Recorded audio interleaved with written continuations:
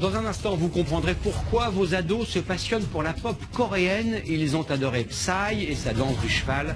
Mais vous allez aussi devoir apprécier ou subir les boys bands coréens.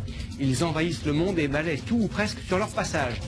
Mais on les pensait relégués aux oubliettes de l'histoire de la musique. Les boys bands sont de retour. Les héritiers des 2B3 et autres Backstreet Boys ne chantent plus en anglais, mais en coréen. Ces groupes sont des nouvelles idoles pour des centaines de milliers d'adolescents en France.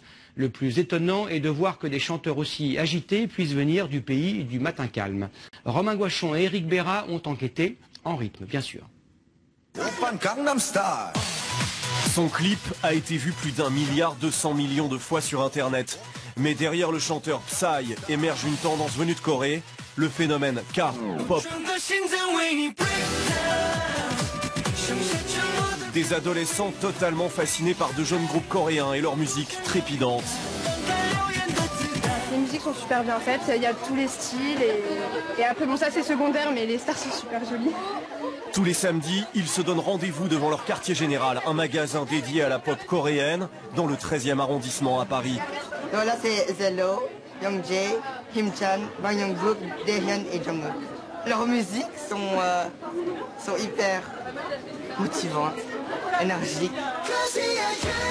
Des groupes comme les Super Junior ou Girl Generation sont constitués par casting par des maisons de disques coréennes. Les candidats sélectionnés doivent savoir chanter, danser. Ils suivent des entraînements particulièrement rigoureux. Ils véhiculent des messages, des valeurs et bien souvent c'est ce qu'on recherche et justement qui nous fait défaut dans les autres styles musicaux. Résultat, des chorégraphies plutôt soignées, exécutées sur des refrains entêtants. Au centre de la machine, un business entretenu par les ados eux-mêmes et savamment orchestré depuis la Corée.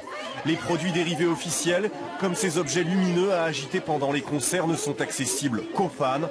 Pour les obtenir, il faut montrer patte blanche. Quand ils viendront en concert, je les encouragerai comme ça. Nous, en tant que fans étrangères, il est extrêmement difficile d'avoir les produits dérivés officiels qui viennent des maisons de disques. C'est super difficile parce que les Coréennes, elles n'ont pas une aversion, mais elles bloquent facilement. Sophie a 16 ans, elle écoute de la pop coréenne depuis plus d'1 an. Sa chambre recouverte de posters en témoigne, tout comme sa garde-robe qui contient des vestes à l'effigie de certains groupes. Donc celle-là, c'est celle de Big Bang qu'ils ont fait pour leur concert, le dernier qui était en date.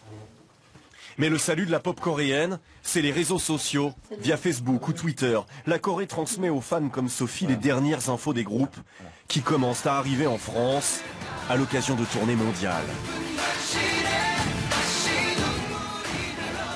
Après l'actualité musicale, l'actualité sportive.